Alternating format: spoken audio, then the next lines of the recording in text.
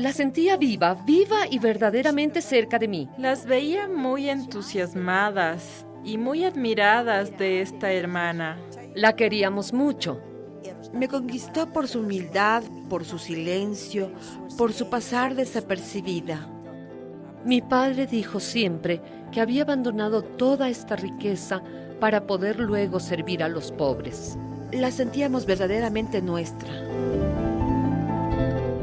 Estamos en plena revolución industrial, en un periodo en el que la ciencia creía que daba respuestas definitivas a los misterios del mundo y la moral de muchos se apoyaba en una sabiduría separada del mensaje de Cristo.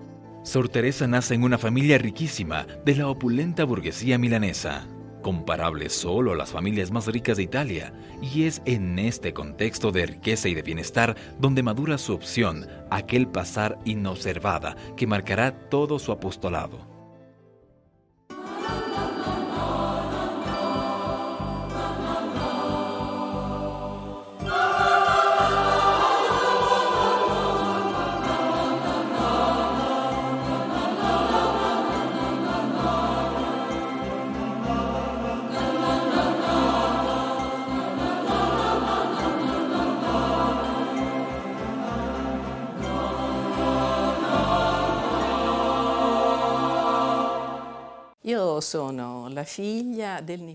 Yo soy la hija del sobrino de Sor Teresa y mi padre es José Balsé Pantellini, que era hijo del hermano de Sor Teresa. Y junto a mí viven aún mi hermana Patricia y mi madre. Algunos piensan, siendo la familia de Rovigo, que es un apellido típicamente veneciano, del lugar.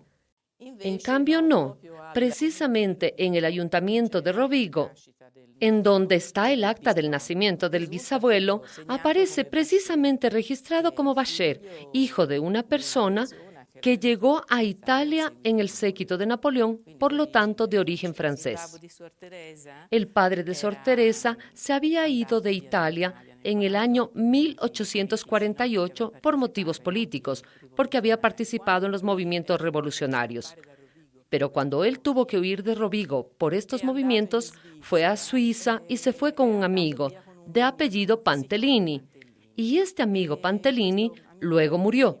Y entonces él de Suiza fue a Egipto con el nombre de Pantellini, es decir, cogió los documentos de ese amigo.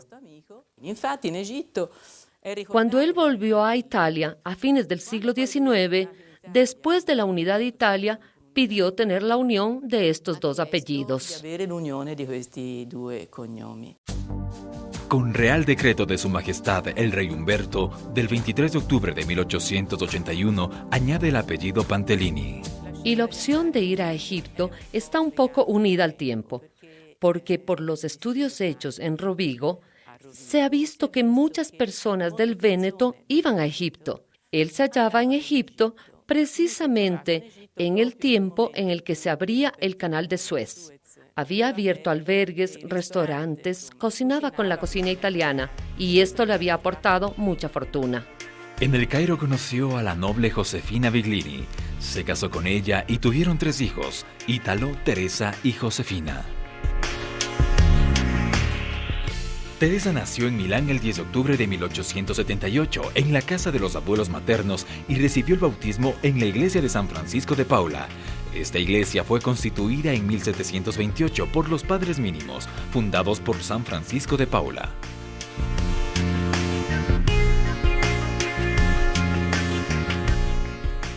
En 1882, José, preveniendo los sentimientos xenófobos que proliferaban en la región, traslada definitivamente la familia a Italia, primero a Milán y en 1883 a Florencia, en Via Cavour. A continuación, en 1885, la familia se traslada a Fiesole, villa reposo de los obispos. Cuando la familia fue a vivir a Florencia, el padre de Teresa no estaba muy bien. Por lo tanto, los hijos fueron enviados a colegios de Florencia. Teresa y Josefina fueron enviadas a Poggio Imperiale, que era un instituto femenino, mientras que el hermano, mi abuelo Italo, fue enviado a la abadía de Fiesole. Ellas llegaron allí cuando eran muy pequeñas, porque Sor Teresa, que había nacido en el año 1878, en el año 1890 tenía 12 años cuando murió su padre. El padre murió después de 7 días de entrar Teresa en Poggio Imperiale. Leamos en la carta al hermano Ítalo. Lo quería tanto y lo hemos perdido tan pronto que te lo digo en serio. Nunca podré ser feliz. Yo me siento llena de tristeza. Me parece que no podré ya vivir.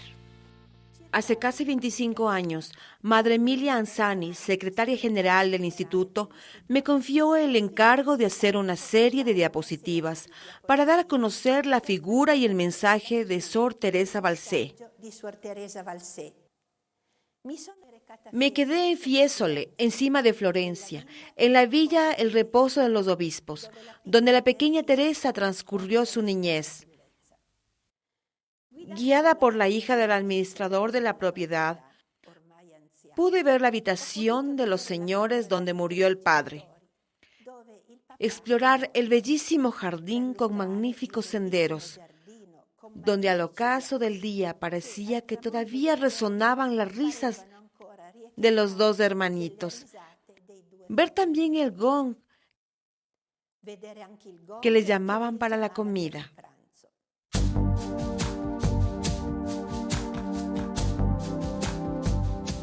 Después de la muerte del padre, Teresa madura aquella espiritualidad de hacer todo por el amor de Jesús. El 29 de marzo de 1891, en la vigilia de su primera comunión, la joven hace el propósito de consagrarse a nuestro Señor Jesucristo con el voto de virginidad, si bien entonces no comprendiera ni el valor ni la importancia de tal acto solemne. A los 15 años, Teresita pasa del colegio de Poggio Imperiale al de las Damas del Sagrado Corazón, donde frecuenta los cursos superiores. Enseguida logra grandes simpatías entre sus coetáneas por su vivacidad y solicitud hacia sus compañeras. Prosiguiendo mi recorrido histórico, llegué a la villa de Poggio Reale, a la Rufina, colocada en una amena colina toscana, adquirida por la señora Balsè, después de la muerte del marido. Joya de arte del 1500 y monumento nacional donde la señorita Teresa transcurría las vacaciones de verano. Entré al salón donde cada año la mamá, mujer de gran mundo, ofrecía fiestas para las personas de alto rango y en las que Teresa participaba serena y condescendiente. La cocina, donde cada noche la señorita bajaba para intercambiar alguna buena palabra con los criados y luego recitar juntos, arrodillados en el suelo, la oración del rosario. También el rincón de trabajo para preparar prendas de vestir para los pobres. Y en el exterior, debajo de la gran escalinata de acceso a la villa, al lado de la entrada para los sirvientes, la famosa leñera, donde escondían las cosas a distribuir a los pobres. Se levantaba a las 4, sin que la mamá se diera cuenta, para participar en la Santa Misa, entrando en la vereda que le llevaba directamente a la iglesia parroquial. Por lo tanto, verdaderamente hay que pensar cómo Sor Teresa vivía en esta familia donde había tanta unión. Se ve también por las cartas que se escribían entre ellos, los hermanos con frases muy tiernas que en el día de hoy parecen cosas pasadas desde hace mucho tiempo fuera de nuestro mundo. Acepta, querida mamaita mía bonita, este ramo de no me olvides que ha pintado tu Teresita. Muchos besos y felicidades. Querido Ítalo, ¿ves en qué folio elegante te escribo? ¿Ves allí aquellos dos pajarillos que se besan? Esos son tú y yo que nos besamos. Teresita ya está enferma. Una fuerte anemia le provoca dolores continuos de cabeza. Por este motivo y para que el hermano Ítalo pueda continuar sus estudios en la capital, en 1897 la familia se traslada a Roma. Teresa estaba muy contenta de encontrarse en la ciudad eterna, en el corazón de la Iglesia Católica. Teresa con la sua famiglia andò ad abitare in via Gaeta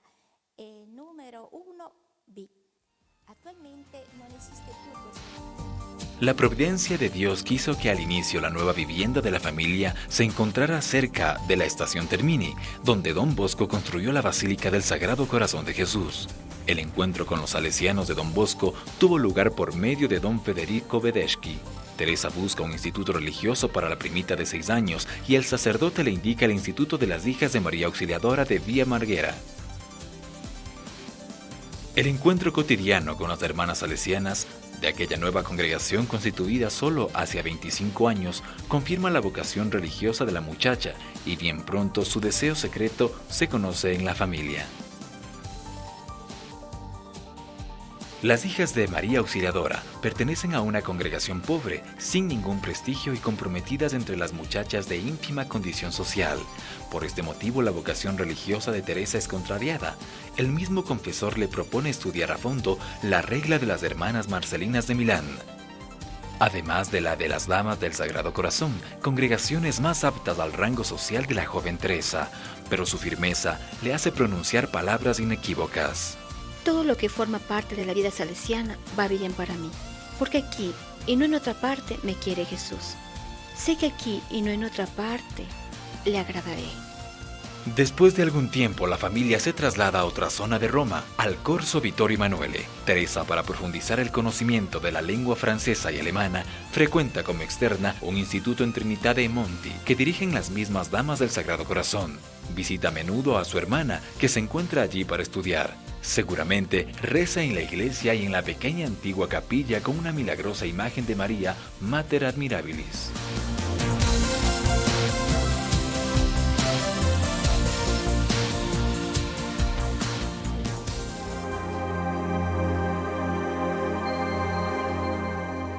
El 24 de noviembre de 1899, en la suntuosa casa de Corso Vittorio Emanuele en Roma, muere la mamá.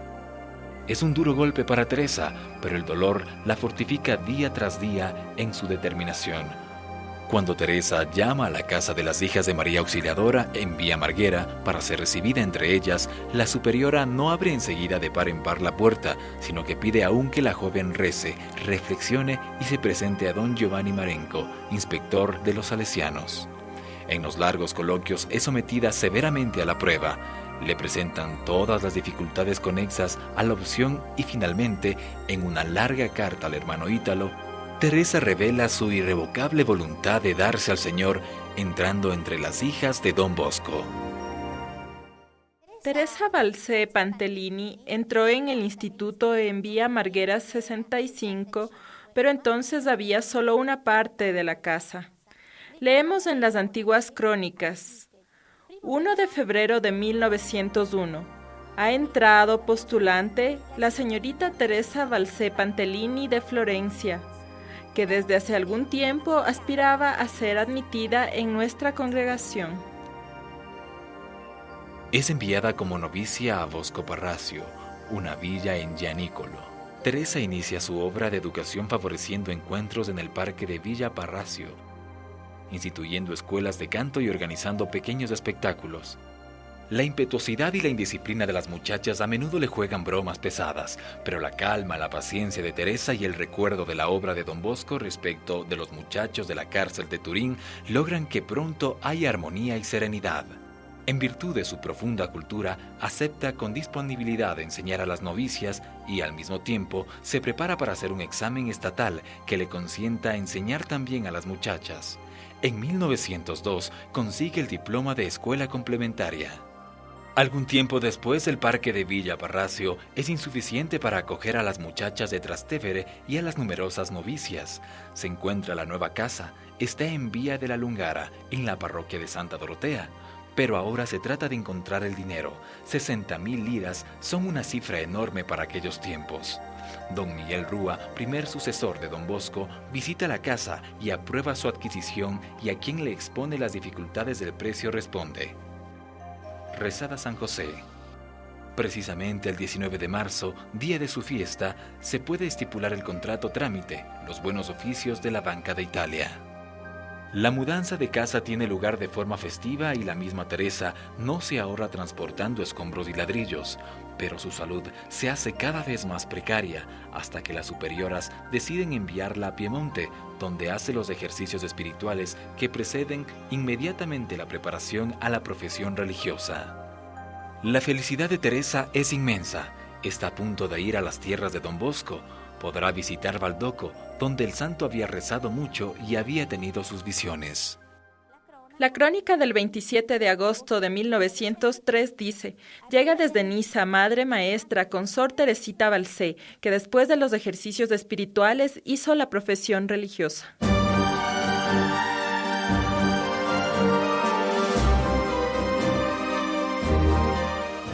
Después de la primera profesión, Sor Teresa vuelve a Roma, a la Vía de la Lungara. La Casa de las Hermanas forma parte de la parroquia de Santa Dorotea.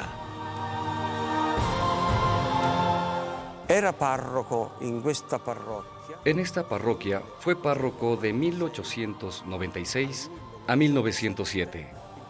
El padre Simplicio Bonafede, de los frailes menores conventuales, personaje muy conocido. Y precisamente durante su mandato vinieron aquí, a la parroquia, las hermanas salesianas, donde actualmente está la John Cabot University, en Vía de la Lungara. Y del 1904 a 1907, la venerable Teresa Balcé.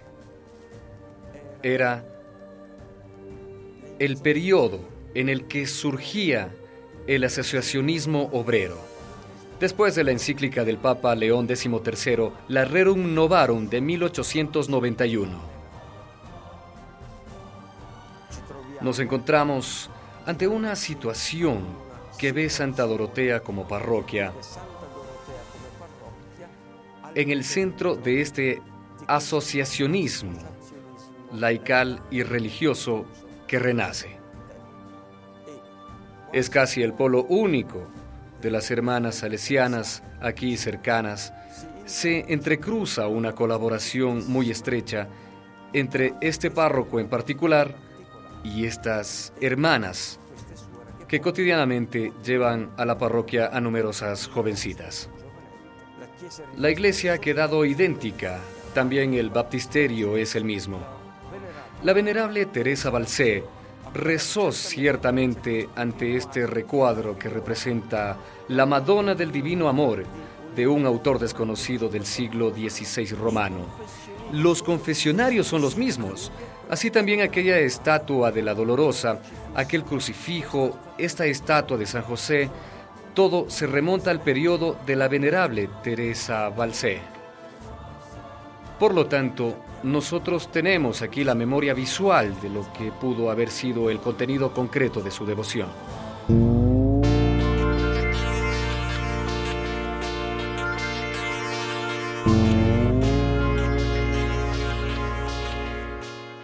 Todavía, hoy hay personas que testimonian la atmósfera y la viva memoria de Sor Teresa Balcé Pantellini en el oratorio de Vía de la Lungara. Puedo decir con satisfacción que yo soy una oratoriana trasteverina, de Vía de la Lungara 233. Conocí esta casa en el año 1937-38.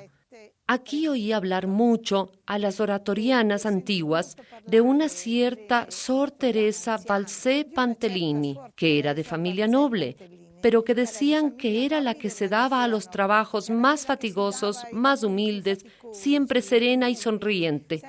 A la derecha hay una pequeña habitación, ventanitas bajas. La última a la derecha es el cuarto pequeño de Sor Balcé, y aún ahora está vacío, pero entonces lo tenían como reliquia.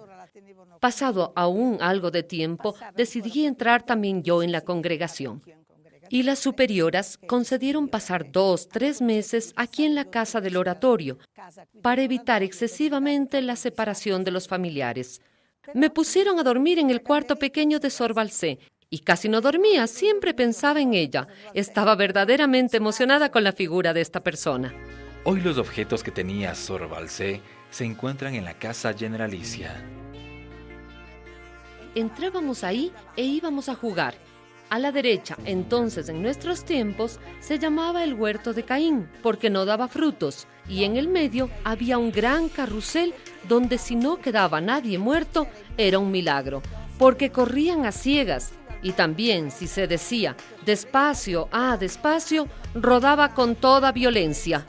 Nosotras, más grandes, nos sentíamos mayores, y a las pequeñas las llamábamos de una manera trasteverina, la pipiola de Trastevere, ¿no? Aquí jugábamos, oíamos al asistente, luego subíamos al salón, porque fijándonos bien, la parte de aquí donde está la estatua de Don Bosco, en el centro hay una doble pequeña escalinata que lleva arriba al soportal. Allí estaba el salón, y cuando llovía estábamos a cubierto allí. Luego todavía se entra y está el salón del teatro. Las hermanas, como tocaba un poquito, me pusieron a tocar, a estudiar en el piano y me decían: mira que este piano es de Sor Teresa Balsé, es una de sus dotes que trajo a la congregación. Yo quería estudiar siempre allí, y de vez en cuando miraba aquellas teclas, imaginaba a la hermana joven que tocaba. Es más, dije: ¿me queréis vender este piano? Os pago lo que me pidáis. Y me respondieron: mira, si quieres aquel otro, te lo vendemos. Este no, porque Sor Balsé se encaminaba a los honores de los altares y para nosotros será una gran reliquia. Y entonces para comprar otro lo compro nuevo, o Sor Balsé o nada, y lo dejé. En la casa de la Vía de la Lungara, Sor Teresa encuentra las dificultades de siempre. El dinero nunca es suficiente, algunos habitantes del barrio obstaculizan la obra y un antiguo establo se aprovecha como capilla. Pero el optimismo de Teresa es tal que le hace decir: nuestra iglesita puede competir con una catedral. Son los años difíciles en que la anarquía se propone borrar el principio fatal y maldito de autoridad, tanto humana cuanto divina. Trastevere estalla con rencillas y rebeliones. La animosa superiora Sor María Genta se resigna a la idea de desistir. ¿Por qué más bien no intensificamos la oración? Propone Sor Teresa. Estamos en las mismas condiciones de Don Bosco. ¿No llegó él también al borde de la derrota? En el proceso para la beatificación, Sor Genta afirmará que si a su lado no hubiera tenido la ayuda y el ánimo de aquella hermana joven, no habría continuado la obra y habría cerrado la casa. Nos dio a conocer a Sor Balsé nuestro director espiritual, don Pedro Eschinetti, un salesiano. Teniéndola en casa en la Lungara, se subía arriba, se contemplaban todas las reliquias, todo lo que había dentro de un armario. Había una reliquia donde habían puesto los huesos de Sor Balsé, cuando la exhumaron. Y yo un día subí y cogí un trocito de sábana y lo uní a una estampita que tenía de Sor Balsé. En 1968 yo me sentía mal. El pulmón de aquí a la izquierda estaba lleno de líquido. Tenía una estampita de Sor Balsé. La cogí. Me la puse aquí encima del hombro, así, y fui a la cama y recé mucho a Sor Balsé. Y por la mañana, cuando me desperté, la estampita estaba toda mojada. Fui al hospital y la doctora me puso en rayos X y dijo: no tienes nada. Dije: oh, menos mal. Entonces el pensamiento fue enseguida a Sor Balsé. Dije: ¿puede hacer usted un escrito ahora?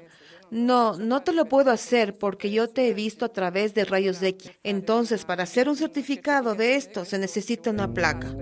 La tuberculosis, al acecho desde hace años, estalló improvisamente y Sor Teresa vuelve a Piemonte. En Diano de Alba parece mejorar momentáneamente y tiene todavía la fuerza de enseñar el canto en una clase de voces blancas para la fiesta de la Asunción.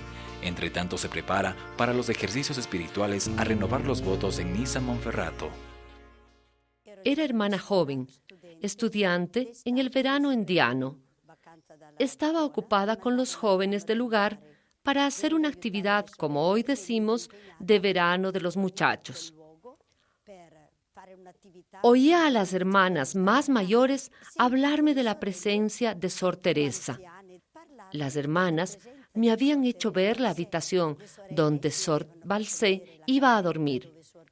Me explicaban de ella con su vida sencilla, humilde, silenciosa. Ella venía porque Diano es precisamente el pueblo de lo azucarado. y las superioras la enviaban todo el período otoñal a hacer la cura de la uva. La cura del dulce se ha de hacer precisamente empezando por comer un racimo, luego 2, luego 3, hasta llegar a 1 kilo o 2. Luego disminuyendo así, la cura es mucho más eficaz para la depresión. Para las personas enfermas y debilitadas va muy bien. En 1906, Teresa se adelgaza y palidece a simple vista. La pusieron a dormir en este nuevo dormitorio que estaba más aireado, y desde allí se dice que se asomó a saludar a las niñas. Estamos en 1907, en el año de su muerte, y la crónica dice: el 25 de abril de 1907, a las 16 horas, vienen del noviciado Madre Genta, que era la maestra de novicias, y Sor Teresa Balsé, las cuales luego parten a las 20 horas para Turín. Teresa intuye que no volvería más. No se hace ilusiones, sabe que el mal no perdona. Ella misma, con increíble sentido del humor, dice: El Señor me ha ayudado y ahora estoy preparada a 3 cosas: a morir, a estar largo tiempo enferma, a curarme. Luego, en un instante, sonriente añade: Bueno, una de las 3, la adivinaré, ¿verdad? En Turín es hospedada en la enfermería de la Casa María Auxiliadora, donde va a verla el hermano Ítalo con la esposa Margarita. En una habitación contigua a la suya está hospedada Sor Juanita Lenzi, que se encomienda a Don Bosco para su curación. Una noche Sor Teresa sueña que el fundador de los salesianos viene a verla. Le reconocí enseguida y le dije: no soy yo la que quiero curarme, es Sor Juanita en la habitación contigua. Al día siguiente, Sor Juanita abandonará las muletas y se levantará de la cama. El 29 de agosto, Sor Teresa pide el óleo de los enfermos y la noche del 2 de septiembre se agrava. Durante la larga agonía todavía tiene la fuerza de dejar algunas recomendaciones al hermano, a la hermana y al cuñado, a todas las hermanas. Pide el reloj y fija las agujas a las 7. Pero es medianoche, le dicen. Es verdad, Responde. pero así va bien. Antes de morir, invoca a Jesús, a María Auxiliadora y a Don Bosco. Extiende las manos hacia ellos, los ve. Están allí parados. ¿te vienen a buscar? Pregunta Sor Genta. No, están allá y me llaman. Ve pues, si te llaman, ve. Aferra el crucifijo con la mano izquierda, mientras con la derecha mueve los dedos como si tocara el piano. Sor Teresa, Le pregunta a una hermana. le toca una sonata a la Virgen.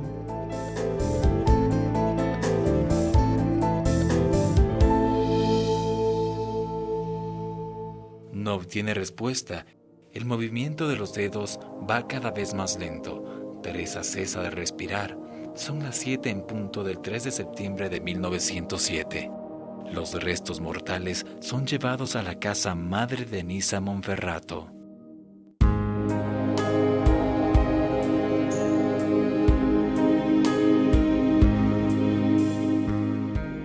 La actualidad del mensaje de Sor Teresa Balsé Pantellini está en la amplitud de horizontes misioneros que guiaron su existencia y que le hicieron soñar en China como tierra para su futura misión. Está precisamente en la búsqueda del camino del amor humilde, no la humildad que hace gris la inteligencia, achata la fantasía, apaga la originalidad personal y hace evitar las responsabilidades, sino más bien la ausencia de pretensiones y atención a los otros. Sociabilidad llena de afecto, amabilidad, germen, humildad como virtud social. Aquella humildad que el humor garboso de Sor Teresa le hacía decir: Flor de ciclamino, no, yo no quiero servir este mundo chocarrero.